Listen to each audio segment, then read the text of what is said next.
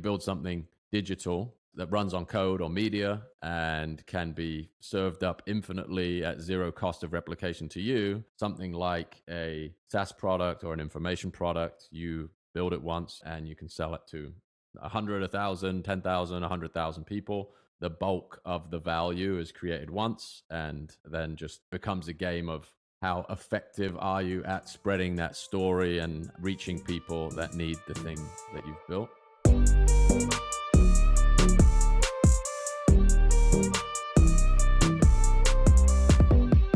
In this episode, I talked to Jack Butcher.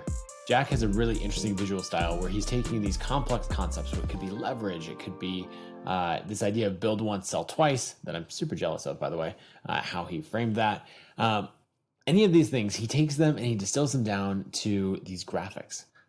A black background, white text, white line drawings, slightly pixelated looking. It's a very distinct style, and he's used it to build a massive following, well over 100,000 followers on social media. He's built his email list. He's doing fantastic revenue from courses.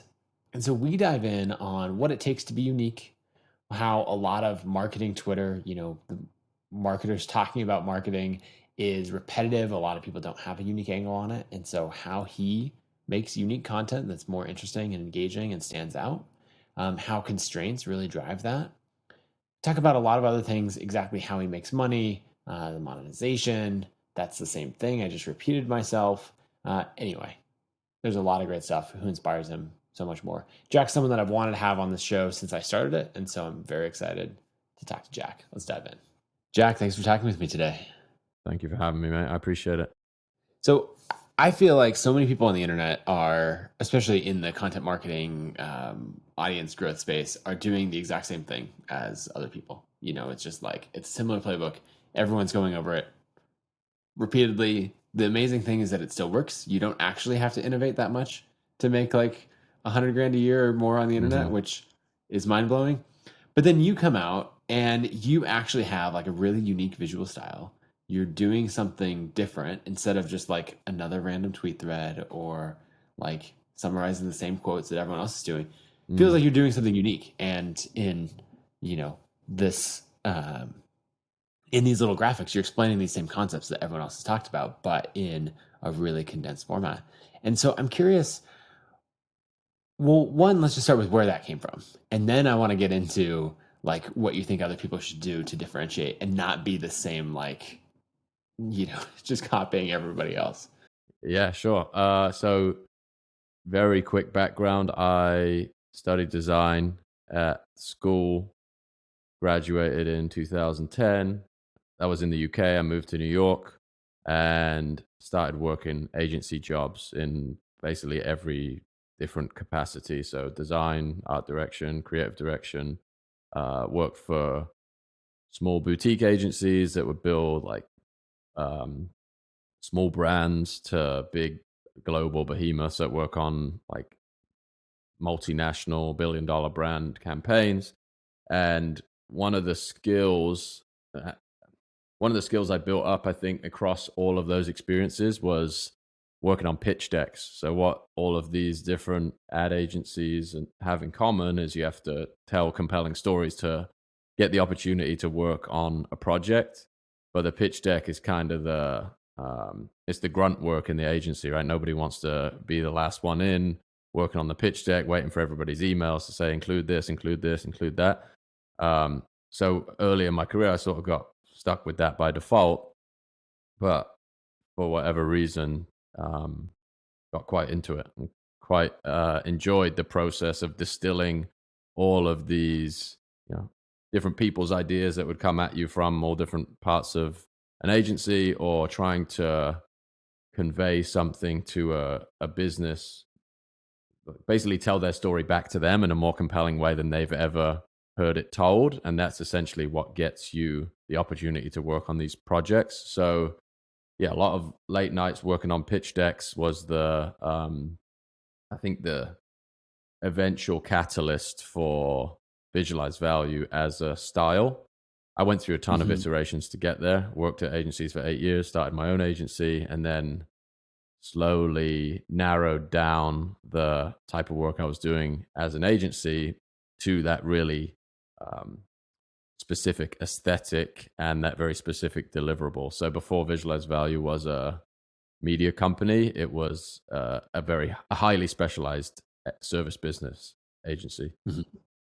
So were you creating, like, in those pitch decks, were you creating graphics to distill these concepts down rather than using, words, or like I've seen a lot of agency pitch decks over the years, Yeah, and yeah. most of them are a decent amount of words with, like, someone went on the agency version of Pinterest and, like, made Right, like a right. mood board or something to Yeah, go with yeah, it. yeah, yeah. Your style is very different from that. Yeah, so I tried to differentiate because you know what you're going to be up against with all the other agencies. You are going to be up against the bulleted lists and the Pinterest mood boards and things of that nature.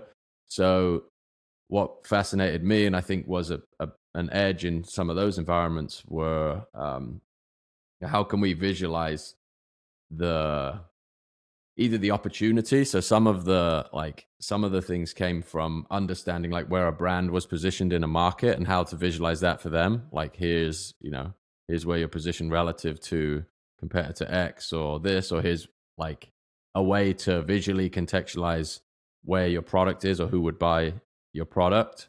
um, Mhm. and that idea of translating those things that other agencies would show up with as like 5 paragraphs into one illustration is really I think the moment that you're trying to create is this agency or this person really understands us and they can quickly summarize what we're about, because that's what essentially what you're pitching them as a service. So the first opportunity Right. you get to demonstrate that you can do that is in the pitch deck. And the irony is that you don't get paid for that piece. That's the thing that you do on spec and you compete for, and agencies spend tons of money putting together pitch decks that end up going nowhere.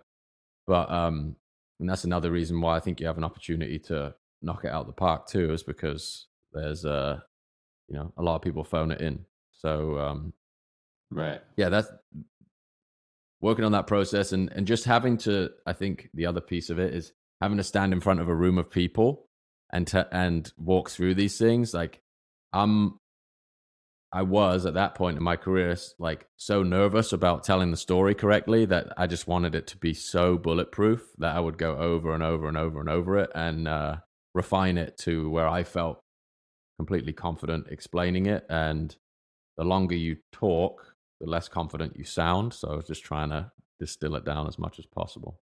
Yeah. So did you notice, like, those pitch decks really working? And did you get Yeah. credit for winning those deals and all of that? Yeah, I would say there's definitely a hierarchical structure in agencies where you don't necessarily take the full credit for winning the business, but you're the person who gets asked to work on the next pitch deck Right. as a result, right? So my role went from working on the business after it had been won to just being sort of like on the pitch circuit, like that.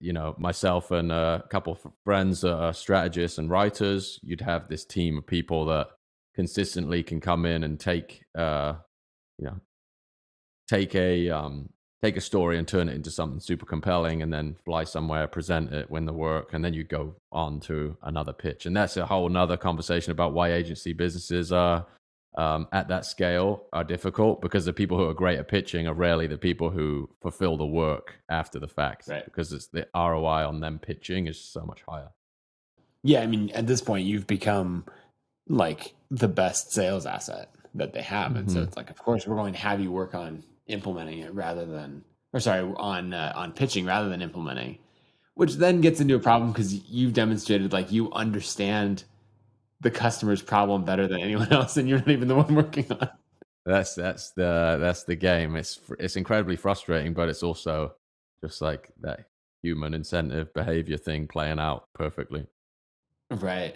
So what were the, like, your style now, is these black images with, light text and just really simple line illustrations and all of that.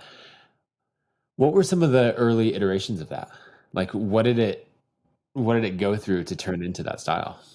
certainly more complex at times. So when you would do it for a brand, you would take their color palette, their aesthetic, their typeface, whatever typeface they're using, and there was still these like um, I guess diagrammatic elements were consistent. So it's gotten over the last maybe 2 or 3 years, it's less reliant on style and more reliant on substance. So if I look back at something from Mhm. 2 years ago, it may have looked pretty, but there's no like underlying logic to it, or there's less underlying logic to it. So I think um, just making that shift from relying on these like stylistic decisions is huge too, where if you can choose a set of constraints, it becomes more about communicating the idea than picking the color, making the typeface look interesting, like composition, all of those things. So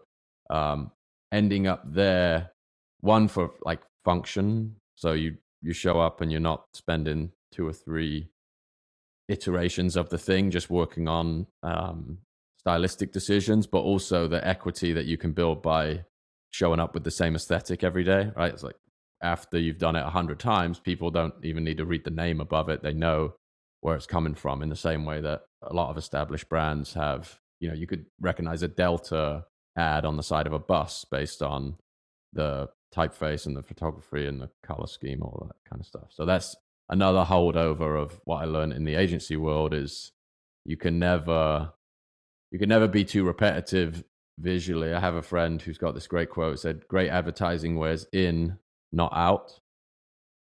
Yep.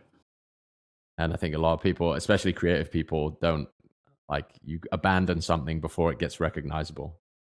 Yeah, so that's interesting. I'm a huge fan of constraints. I feel like well, you and I have similar backgrounds in that we're both designers turned uh, I- audience builders, marketers. I don't know what you want to, whatever you would call us now. Internet people, yeah, yeah. Yeah. Um, but I've always leaned on constraints. I just think that's so interesting that you've been able to distill it down to something so unique because of the constraint, right? So many people would be like, let me find 10 different visual ways to explain this concept of build once, sell twice. And you're Mm-hmm. like, no, I'm just going to represent it in the exact same typeface and all of that. Because after I do some version of this 100 times, like then people will immediately recognize it. Um, Yeah. that's fascinating. What do you think? Going back to the question about people being unique online, like what are the things that you wish people did more of, or how should creators think about these things differently when they're showing Mm-hmm. up and teaching concepts or um, any of that to actually be unique rather than copying what's so common. Just I'll preface this, or a disclaimer for everything I say is going to be consistent with my experience. But I think the starting out with the service element is a really important piece of it. So being able to transition something that you delivered as a service and um, has been implemented with results in a business. Like when I started working on visualized value as a service specifically, I was building pitch decks for like the most boring businesses you can imagine, like supply chain, uh, logistics, 4PL companies. So I spend hours on the phone trying to understand the supply chain industry and then build these like simplified um, set of visuals that represented what made that company unique, for example. And then when you see that work, you're like, okay, this is a thing that I know I will never ever run out of opportunity doing because there's millions of businesses that can't explain what they do as well as they could be. Um, so knowing that, I think, gives you a level of conviction where all you're doing is just becoming a magnet for people who need that. So you don't need to keep switching up, or you don't need to keep emulating audience building tactics of other people. You're you're building from the asset as opposed to like being one step removed from that. I think it's a and that's an easier transition to make because you don't need the scale initially to live off it, if that makes sense. So the with an audience of 500 people, of people I went to school with and common connection, or like mutual connections, or 1 degree separation, I could win like one piece of client work a month by just posting portfolio work and get introductions, and then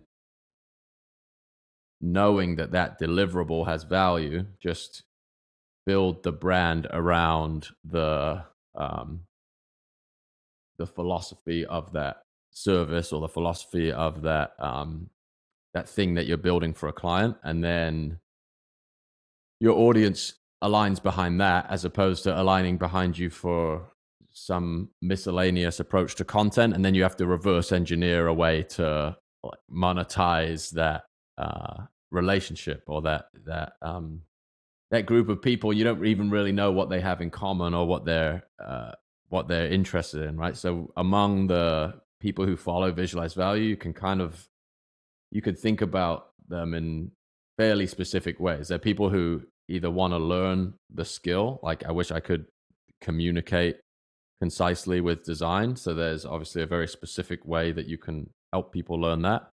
Or they're business owners that want to hire you for your services.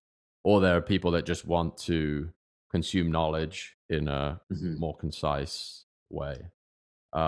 But it's all, the foundation of it is the is the craft, I suppose you could call it.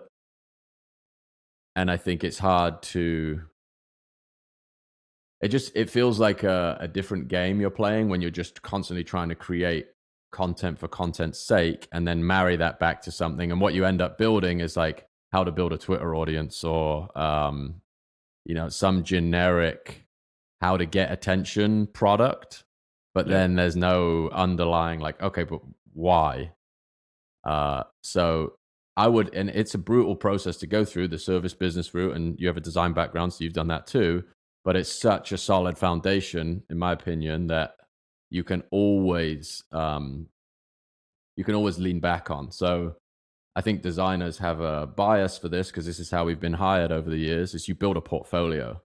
No one really cares about your like degree, or even the agencies that you've worked at. All they want to see is like, what projects have you done, and what are you capable of as a designer?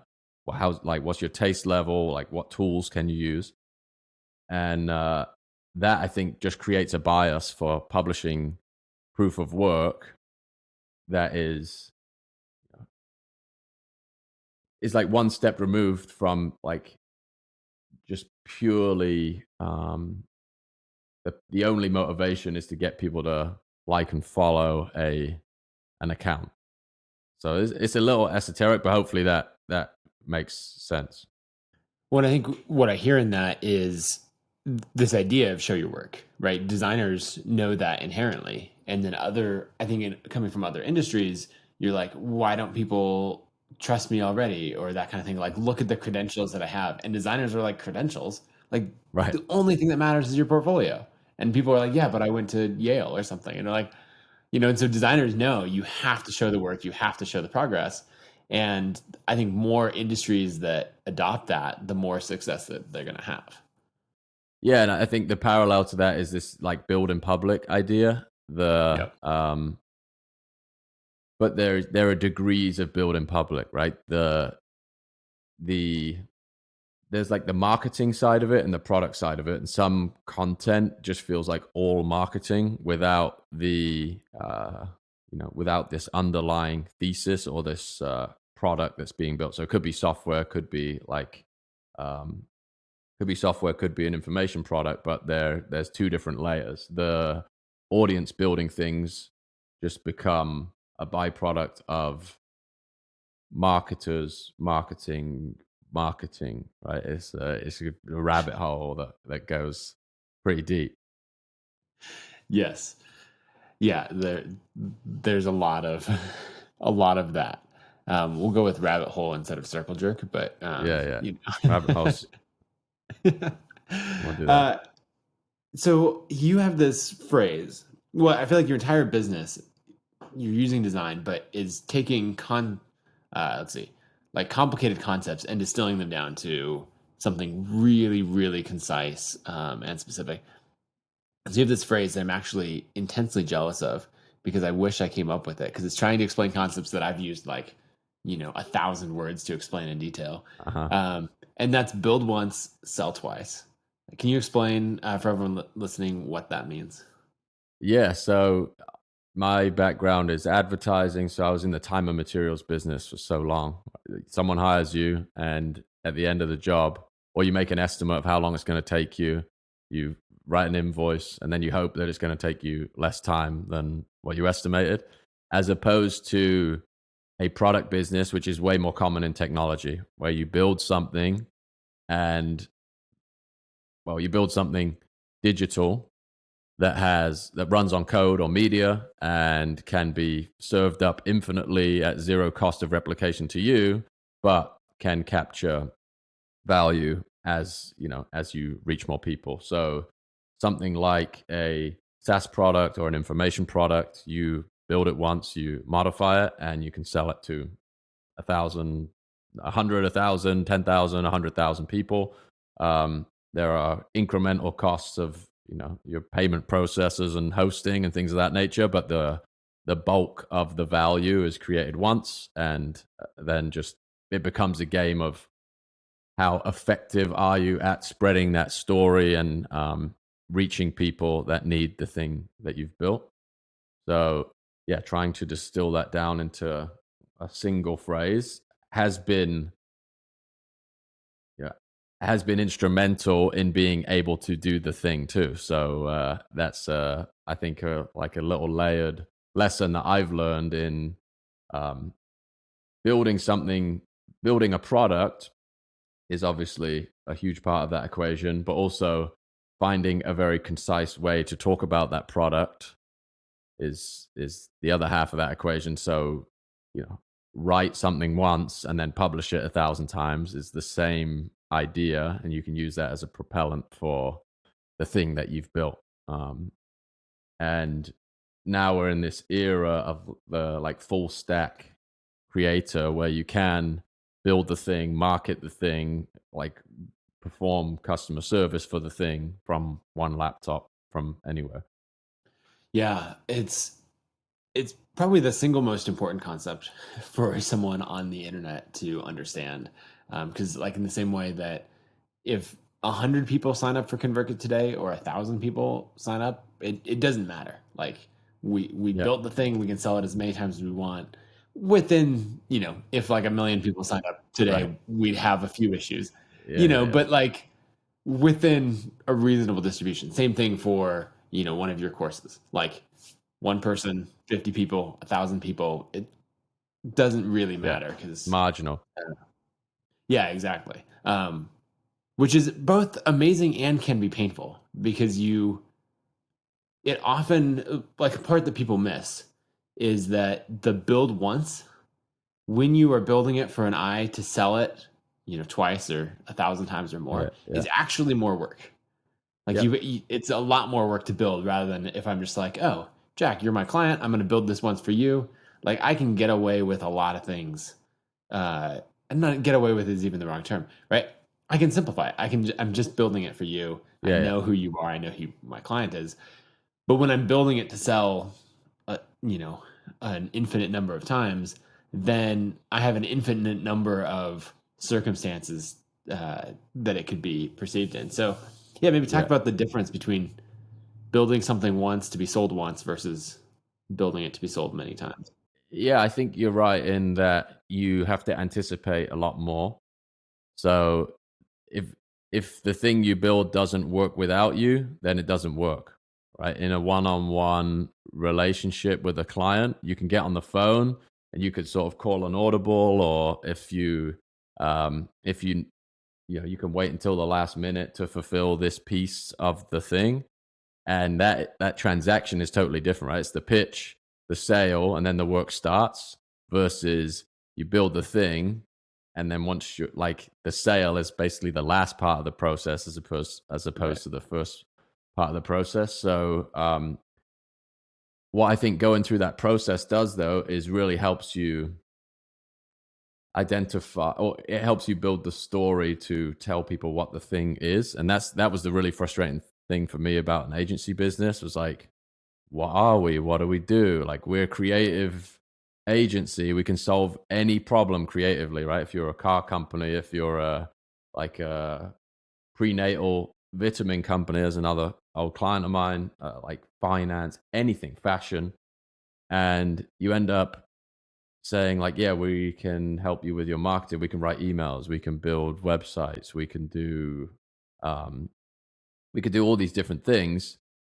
And until you're, I think, a citizen of the internet, which I wasn't until 2 or 3 years ago, you really, it's very difficult to grasp the opportunity that exists in a very narrow wedge, right? If you're great at one very specific thing and you find a way to get that message out to the world on the internet, it's very unlikely that you'll run out of opportunity. Versus you have this really generic message, you also don't get the compounding benefit of working on the same problem over and over again. So I have friends who run agencies that are incredibly talented, but instead of building products, they just hop from job to job. And there's no, they're not earning equity in a specialty or against a niche, for example. Like ConvertKit is is a good example of some talented agencies would build like 80% of ConvertKit, for example, and then move on to another job. And to me, Right. that's just bananas, right? They've just abandoned all of this equity and energy that they've invested, and now they'll go and work on, like, I don't know, a real estate platform or something else. Um, Not to say that the job is done when they're finished as an agency; it's only just beginning. But there are obviously pros to that business where you don't have all your eggs in one basket, and I think that's what keeps a lot of people in that world, because it feels less risky to sort of diversify. But in the age of the internet, that diversification is oftentimes unnecessary, but also can just cost you a lot of opportunity in the long run, not making a decision to own one thing or get really great at one thing. Yeah, that makes a lot of sense because as people create this work that they just throw away and they think about like, oh, I don't want to be pigeonholed. I don't want to be the agency that only works with real estate clients, or I don't want to Hmm. be, put in this box like I'm an artist, or Yeah. whatever thing. And what that means is that you are creating from scratch every single time. Um, and then maybe eventually it'll loop around to you have a similar, you have that second real estate client or, something like that. And you're like, oh, I get to borrow some learnings. And really, when we choose this niche and focus in, then you're borrowing those learnings every single time, um, and it really, and I mean, that's where things start to compound. Yeah. And otherwise, without that, you don't have anything compounding. Yeah, and it's hard. Like, I think creative people, you said it. It's like, I don't want to pigeonhole myself. I don't want to be working on the same thing every day. And that used to be one of my lines I would use in interviews. It's like, why do I like working at agencies? Because you have a different challenge, a different problem, a different industry every day. But at a certain point, it's like, I'm not really like hyper competent at anything across all this stuff, and that was getting frustrating at a certain point. And then this one realization I had, someone told me this years ago, was like, identifying the feeling that you enjoy versus like the tangible application of your skills. So it's a slight shift in perspective, in that visualized value is just this vehicle for me to become a better designer, and um, help me better translate difficult concepts into visuals. And all of the constraints that I've placed on it actually help me get to that feeling faster. And that's a hard thing to identify, but once you get to that, like, then you start to take advantage of the compounding stuff, because you can solve a lot of different problems if building ConvertKit, for example. Like, no 2 days are the same, I imagine, because you have this compounding um, asset to work on. So you can go in and tweak something, and then that thing delivers a benefit months, years into the future. You don't need to go back and visit it until it breaks or until there's a better way to do it. Um, and it's easy to confuse. It's easy to confuse working on one thing with not having new problems to solve. But I think the opposite is actually true, because you're solving problems in code and making things that fix the problem that you can move on from. You're constantly getting exposure to uh, new types of problems and new ways to solve them. That's really the what focus affords you in the long run is, and obviously the build once sell twice mentality and focus is always exposing you to new problems and letting you build equity as opposed to just trading your time constantly to work on different problems. Yeah. Yeah, absolutely. I want to dive into your business a little bit. You're very transparent with numbers. And I want to like kind of understand the flywheel of, Jack Butcher. Um, Hmm. Maybe share some numbers initially, and on social following and email list, and then getting into revenue. And then I'd love to hear kind of that arc of how each thing feeds into the next. So social is at, I would say, around visualized value specifically is about 450,000 followers, Hmm. Instagram and Twitter. My personal Twitter is about 125,000. And email is actually one of our smallest audiences. So probably about 20,000 email subscribers. Okay. Um, and this is a real focus of this year is dialing in email. I could go into it, but I got Twitter accounts banned a few months ago. But the flywheel, like the on the product side, we have the education products, how to visualize value and build once, sell twice. Um, some smaller products, we have a planner, some art, some merch, and don't spend any money on advertising. I would say 80 to 90% of sales come through organic social. So it's a really simple system. Like the art gets posted to Instagram and Twitter, and the bio link in both of those is the store. People, if they discover it for the first time, they click on the store or scroll through Twitter. Wrote Worked with a lot of people who've been through the courses to write case studies, and those do a great job of educating people who come in organically on the types of people that have leveraged the content in the courses to build things. So that those case studies on the store get a good amount of traffic, and that feeds into products. And then run occasional organic promotions which are responsible for decent spikes in revenue. So that'll be milestones like the account has reached X number of followers, or holidays. There's definitely um, an organic flywheel where the floor increases slowly with time, but the real big spikes in revenue still do, because we're not doing paid advertising, do rely on these Hmm. timed promotions and incentives and getting people to act in a very noisy, crazy world. And paid advertising is something that so many of my friends have like tried to encourage me to do, but there's just some resistance there for whatever reason. Because one, we haven't needed it so far, and two, it's just such a interruptive thing that it feels like it might not be consistent with the way uh, the brand is working now. But it's all about execution, so not writing anything off. Yep. Um, but email's a big focus for this year, and SEO, like just the things that don't rely on a stroke of creativity happening on a daily basis. I definitely want to keep that as a part of the business, but building up the floor as well. So we're recent ConvertKit customers and building out a bunch of different experiments on there too. So excited to get that rolling this year. Nice. That'll be fun to dig in on. One thing, just as I was going through or like revisiting more of your Twitter feed, that stood out to me, and it goes back to the constraints. That's interesting, right? You talked about the constraint of the visual style means that no matter what I do, someone will recognize this, Hmm. like, oh, this is visualized value. This is Jack, and just because we have like the slightly pixelated, like that exact font, that look on a black background. And so when I come across it, and I come across all your stuff because I follow you, right? But you see it in a thread and you click into it because it's going to distill some great concept down.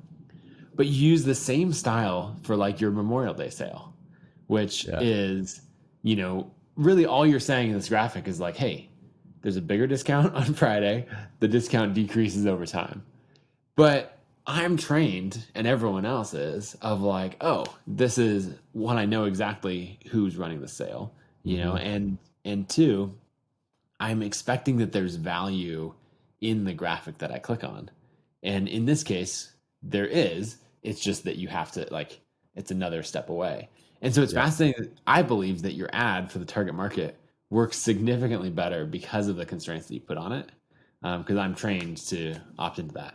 Is that side of it intentional as well?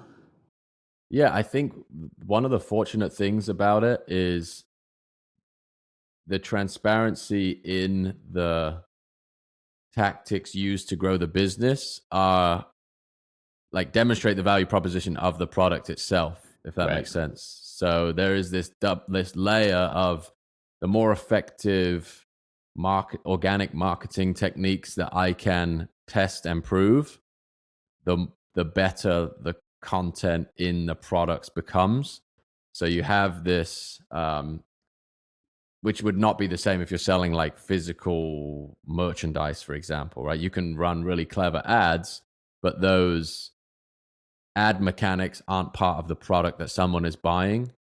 So you kind of have Right. this double layer of proof where I'm trying to test and document things that work for growing internet businesses. And in that practice, you kind of get proof for the fact that these things are working by making your purchase. It's kind of a meta idea, but that's been a really helpful part of the story is just being totally transparent about it, and yeah, like willing to fail in public so you don't have to on some of this stuff too. Right. There's an interesting point about audience selection that is in there. And I think I first realized this when maybe paying attention to DHH and Jason from Basecamp. Um, it was sort of this thing of like, wait, they have a product. And the more they talk about how they build the product, the more it drives sales for that. And on one hand, you're like, oh, that works for everyone. But if you break it down, like it actually doesn't work for everyone, right? If I run a pool cleaning business where Right, right, right. that is my agency, that is my service, and I'm out here talking about here's how I built that business, those are two very different audiences. You know, the other audience is people who want to start pool cleaning businesses. Or maybe those who want to clean their own pool, I guess. Hmm. You can have Hmm. that, but then you need to go off in the info product world and you need to do all this other thing. And so it's very different. And the thing that I love about my business, and you have the same advantage, is I can talk about how I run the business, and the people who care about that are also the people who would buy products and be customers of the business. And so if you want to like build for longevity and you enjoy building in public, then it's one of those things to make sure that there's significant overlap between those two groups, because I think we assume that most businesses have that, and the reality is, I think only like 10 or 20% of businesses actually have that audience product fit. Yeah, yeah, yeah, spot on. And that it would end up in you building two different products, right? You have the the productization of the service as a secondary business. I read this great tweet yesterday. It said the dog that has two owners dies of starvation. Mm, So the idea that that's like basically building two businesses. It might not feel like it, but it is. And I think it's very easy to get distracted by things like that too, where it feels like, oh, it's just another revenue stream. Like, no, no, it's a totally different focus and a completely different empathy you have for a right. very different type of person, right? Well, so diving in on this more, an example that came to mind would be Nick Huber, who his Twitter handle is Sweaty Startup. His business, like his real core business, is buying self storage facilities and building those out, getting the recurring revenue from it, and all of that. He has just happened to, as you said earlier, become a citizen of the internet and Yeah. like go all in on that world, build, a following of over 100,000 on Twitter. The more he talks about his business, of how he built it, no one cares. No one who's like Right. buying self storage is like, oh, let me make sure that I get a Nick Huber like storage box. Operated unit. Yeah. Right. Right. Um, so he doesn't have any overlap there. And on one hand, um, he's able to drive new revenue streams. He's able to meet lots of people. He came out with a course, and I think he shared that it publicly that it made hundreds of thousands of dollars. Hmm. Um, and that's incredible. That's two separate businesses. The interesting case is that it almost never hurts you to build that audience and to share, because he has this sort of overlap of another element to the self-storage business is that he needs investors. He needs people Hmm. coming in and saying, like being the limited partners and putting up millions of dollars for that. And so he has two different customers already, and Twitter is very helpful for getting that second customer, not the buyer of the self storage facility or the renter, but the limited partner who's going to put in money. And so you get this Yeah. whole range of things. And so I guess I say all that to explain that it's not one or the other. It's not binary. Yeah. Sure. There's a whole fluid aspect to it. Yeah. I think that's a great example where you have overlapping utility, like your ability to explain your depth of expertise as an operator Hmm. does perform a core function in your like brick and mortar business too, right? If he never sold a course, he still probably attracted multiple seven figures of capital into his investments by demonstrating that he knows what he's doing or he understands the mechanics of the industry. And then because he's found success doing that, it's like, well, there's also people who want to learn from me too. I think there's an Right. interesting, I think there's an interesting insight in that is maybe only uncovered in hindsight, but these things that have some ulterior motivation tend to be like the examples of people that I know were doing something either for themselves or to perform a different function. It wasn't purely a like, I want to, if you want to use the Nick Huber example, you didn't start that because you wanted to sell a course on how to build self storage facilities. It was likely the investor motivation that got him started. So this business is running, need to like demonstrate my expertise online. My original publishing of visualized value graphics was just to find service business clients. So it was just a lead magnet, and it got big Yep. enough that it brought in more service opportunity that I could handle. So that presents a product opportunity to, scale the first scale the design element of the business by teaching people design as opposed to selling hours of your time to work on design. So that's like a small nuance, I think, that goes back to what we're talking at the beginning of the conversation, where the word selfish is, you can interpret it however you like, but if there is no like drive to produce this thing for some selfish motivation, more often than not, like you just sort of get lost in the weeds a little bit, or Right. you're just pursuing a metric that doesn't have a direct relationship to the success of a business you already own. Like I could publish 100 visualized value graphics, and if I got one message from somebody that said, "Can I hire you for consulting?" that would have been a success. As opposed to not having a consulting business, publishing 100 pieces of content, growing an audience of 1,000 people, and then what? So I think the service business is like a grind. And in the case of the Huber example, you've built a different type of business, and then the internet is just adds additional leverage or opportunity to that business. And then 3, 6, 9 months down the road, you look at what you've built, and you're like, okay, light bulb goes off. Here's another opportunity to serve the people that are already subscribed to your stuff. Yeah. Well, yeah, and it gives you that, like, success is going to take so long to actually achieve. You know, you're going to have the 100th graphic or more before people start to Right. say like, oh, I see. This was all the same person. I saw it pop up, Yeah. like I get it now. And if you don't have that the value coming back to you in some way, then you're going to give up at like, graphic 14 or something like that. Cause you're like, oh, 100%. I did it for the altruistic, like just to create art, Yeah. Yeah. and, and that will die out. You actually need things, you need value coming back either into your pocket or to your ego or something else. Some feedback loop has to exist for sure.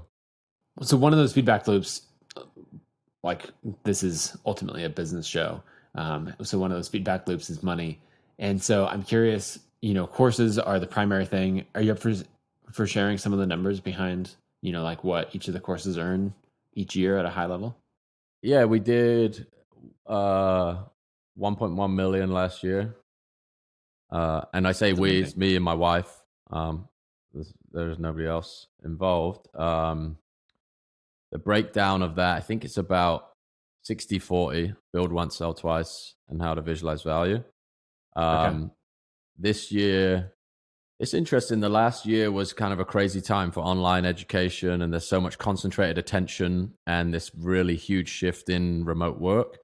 Right. So this year, we're still hitting good numbers organically. I'm running far less uh, intensity of promotion, and the products have they've been in the zeitgeist for a little while now. So just have to be more creative about building up that floor and bringing new people into the audience. So we'll be on track to surpass what we did last year so far.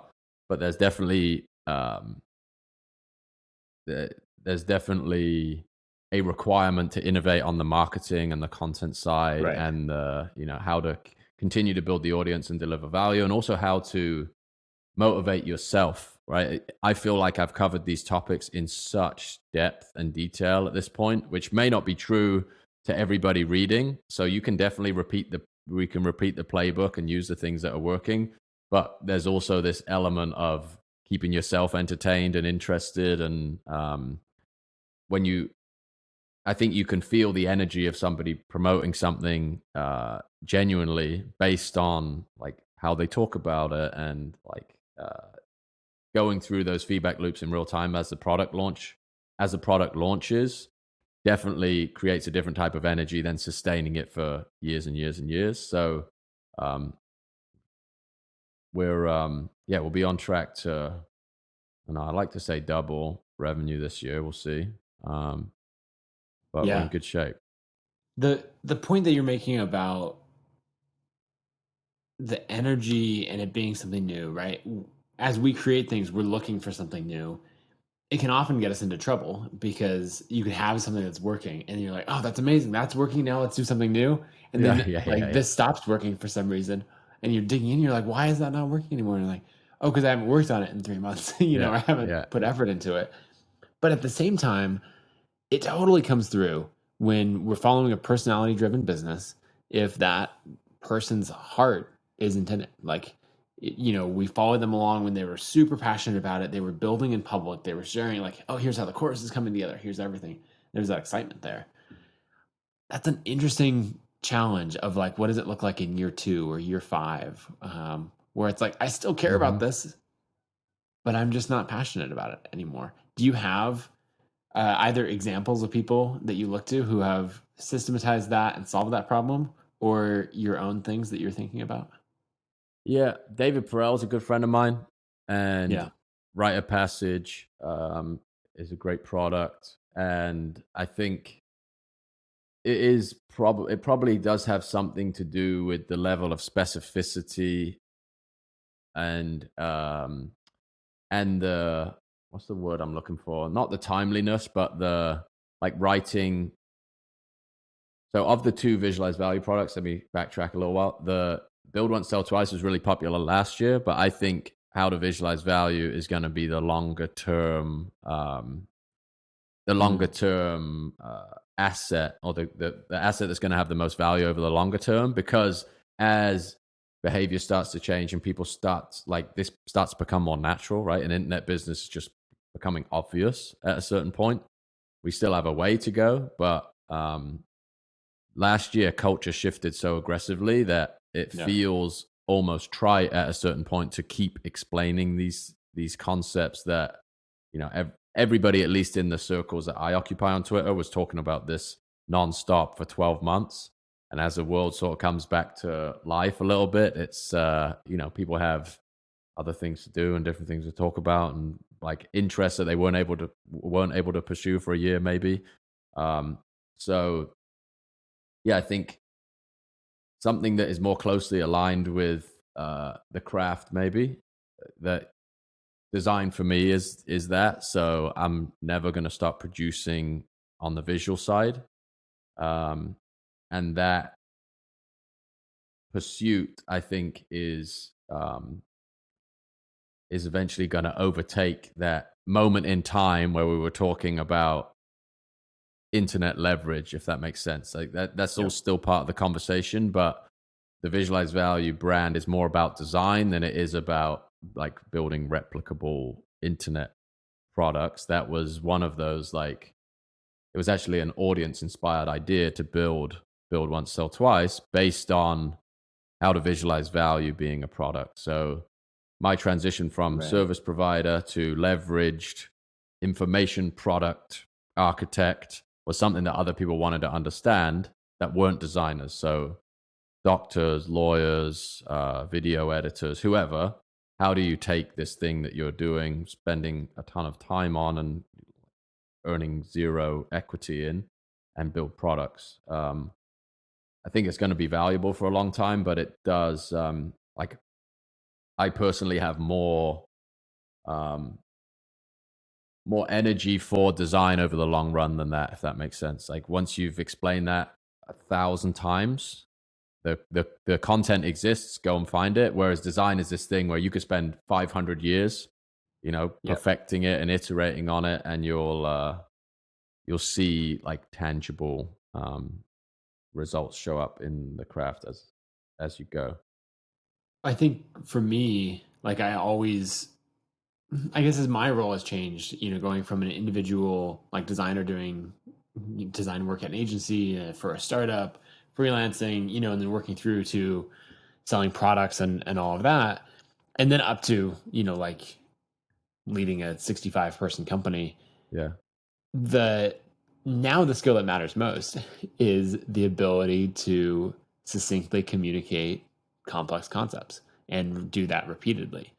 And so that makes sense to me that, how to visualize value as a product is one of those things that can apply even further. Whereas build once, sell twice, as amazing as it is like a deep dive on a single concept versus how to take it across everything.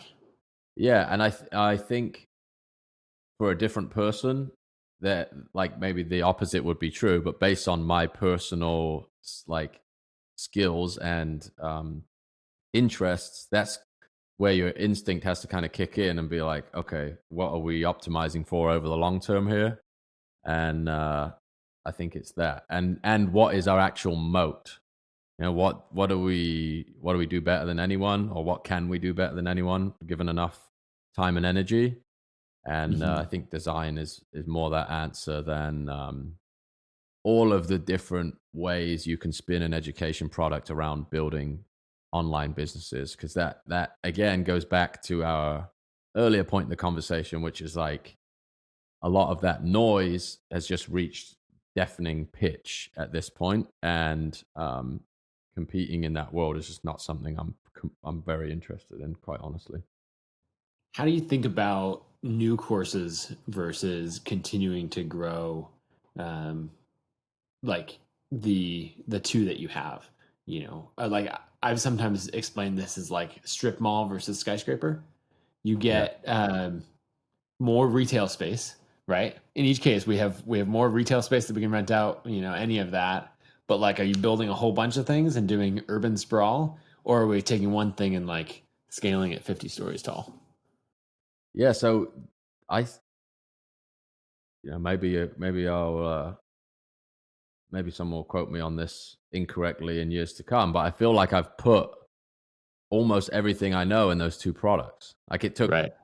10 years of work to get the experience that went into those products. So it feels like you can what I learned in the last 6 months can go into those and iterate on those. But is there going to be some highly specific thing that I stumble across that I think is worthy of designing a new curriculum around? Probably not. And that's another reason why the another reason why the marketers doing marketing feedback loop is like ends up in you sort of producing these products that dilute each other in some cases. So if you have like 50 SKUs as an education business, that to me is like that kind of dilutes my objective, which is help people become better communicators. Do build once, sell twice, and how to visualize value need to exist separately? Yes, I think so. Um, Mhm. but is there like nothing pops in my mind right now, or I think, oh, I could like design another curriculum based Right. on this huge set of experiences that I have that I haven't already covered. That right now that doesn't exist. Yeah, that makes sense. And so not forcing it, because I think a lot of people would look to maybe the interest waning in a project, or like that initial motivation, or they would say something like, "Oh, I want to double revenue next year, so let me double the SKU count," Right, um, right, right. and that results in a whole host of problems.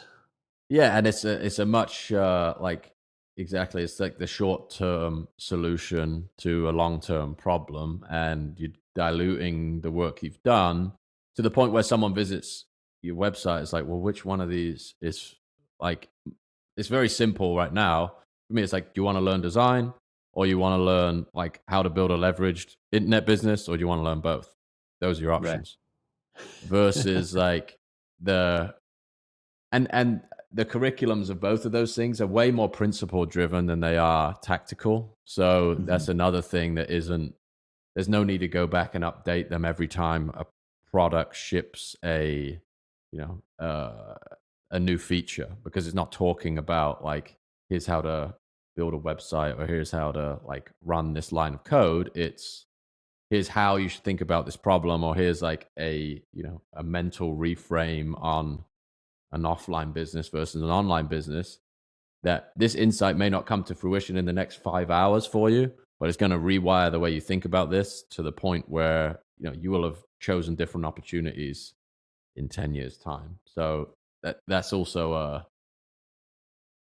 a different way to operate, or a different way to think about these things. And when you're competing against like get 9,000% ROI today, then you know I feel like the last 3 months on the internet has been a very strange time for education products in particular, because it's like, oh well, I actually have to like put the work in and the time, and there's not necessarily going to be an infinite ROI on this thing on day one. That's you're competing against a lot of craziness right now too. Yeah. Yeah, that makes sense. I'm curious who you look to for inspiration on two sides. One would be, on the creative side, if anyone comes to mind, and then the other would be like on the business side. If you think about the business of visualized value in 2, 3, 5 years, like who or which business is something that is like inspiring and saying, okay, if I Mm. could create my version of that. There are definitely most of the businesses that inspire me, like nobody's ever heard of. So like I actually went to coffee this morning with a guy who runs a plugin for Poshmark. It's like Okay.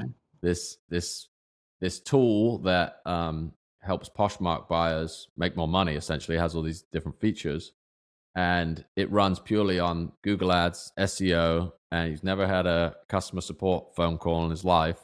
It writes emails back and forth, but has a like spends 8 hours a day with his family. Has built this product where he just goes in and dials it in every couple features a week, and yeah, just has a ton of time to himself. The I get in the trap sometimes being like, oh, what if you built a massive media business or a massive software company? Maybe there's time for that. We just had a baby 3 months ago, so right now it's like time optimization over everything. Yep. And yeah, there's certainly people I admire on the thinking front. Naval was massively instrumental in like shifting me in the direction of technology. Brian Norgard, great guy, product thinker. Um, David Perel, who I mentioned, Anthony Pompliano. Like, there's just some like killer content producers. Like, that guy's an absolute machine. And Yes. yeah, yeah, there's so many. There's so many brilliant people. I think the amazing thing about the time we live in now is you can just build such a unique business. And I've always found that like trying to emulate someone else's model has got me in trouble. So I've seen Mm. like somebody, you know, being successful with some specific mechanic. I'm like, oh, I can emulate that. And then it's like, no, wait a minute. There's a reason I didn't arrive at that, because it doesn't fit with like what I'm interested in or what I'm good at. So that like introspection of figuring out like w- um, what gives you energy and what you can sustain is far more, uh, at least for me, has been far more um, instrumental than saying I can emulate that tactic and see how it works. Yeah, the idea that visualized value graphics are sort of like when inspiration strikes, you can make one and post it, and it leads to business results, as opposed to having a structure like a cohort based thing and show up 5 nights a week to teach something, for example, because there are plenty of monetization opportunities that exist that just don't fit the way uh, I like working. Yeah, yeah, that makes a lot of sense. I was going to ask, is there an example that comes to mind of where you borrowed someone else's or went to borrow someone else's strategy or mechanic and then realized later this doesn't fit at all? Yeah, so the cohort based thing is the perfect example. So I'm an investor in Maven. Do you know Maven? Yep, I do. And I started working with the founding team there. It's like the initial thing was like, I'm going to do a 12-week uh, cohort based course. And they have an incredibly talented team that work on the curriculum and help you structure everything. It's like, how do you engage the audience, and how do you do this, and how do Mhm. you? And as I was going through that process, I'm just like, this is not me. Like, I'm not like, some people are great at running like 15 consecutive sessions or twice a week for 12 weeks. I couldn't do it. And I realized like 3 weeks into like building these things that it wasn't consistent with what I'm about. And then recently, I just started talking to those guys again about running a course. Like, oh, I'll do a 3-day intensive boot camp where I can get X, Y, and Z across. There's some pre-recorded materials, and like I can deliver um, what I know I'm good at in within those constraints, as opposed to adapting uh, to this format that was prescribed out of the gate. Um, yeah, I'm sure you could make it work, but it's like if it feels like it's, you know, 10x the amount of energy required to do something that other people do really, really naturally, that to me just feels like a waste of time. If you have other options available, at least. Yeah. Yeah, and that's good. And you see these trends, of like cohort-based courses or anything else come and then settle into like the natural like audiences or communities that they're a really good fit for. Um, and so just being careful to not adopt it just because. Like it's sort of like I don't know if there's sort of this wave of like Groupon and Living Social and all of that in the startup Mm. community, or you'd end up with like fab.com, and I'm trying to remember like other ones of that time period or like when everyone was launching a mattress company as an Yeah, example, yeah, yeah. you That's a know, great example. Yeah. and there's like a huge need for mattress companies, right? And it provides a real like, and we had this stair Hmm. step in innovation. We can ship them directly to people's houses, all of this, but that doesn't mean that everyone needs to start a mattress company. Right, right, right. Like Probably not maybe going to only the work people. out for everyone. Yeah, yeah. Yeah, maybe only the people who deeply care about that and that is a good fit for them Right. should go in that direction. Yeah. I think some people, like, there are a few people I've met that are just like ruthless executors. And that goes back to the, like, figuring out what you're, like, it might not be the product that you're passionate about, but it might be like building a, like, system of, like, distribution or logistics, and mattresses happen to be a great fit Right. for that. It's like it really is, or really was tough for me to like figure out what um what feedback loop I could do every day without getting frustrated. And it ultimately comes down to like that very specific type of design work. And then the business model has to fit that as opposed to the other way around. If you want to stay lean and small and all of these, internet citizen buzzwords that we throw around these days. Yes, we have lots of them. Well, if people want to follow more of your, your buzzwords and no, I'm just kidding. But everything that you do online, where's the best place to follow you? Twitter is the best. So Jack Butcher and Visualize Value. You'll be able to find everything else from those feeds.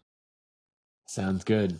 Well, thanks for taking the time to talk to me, and it's fun. I love following your stuff, and I'm excited to see what the next year and many years beyond that hold for you.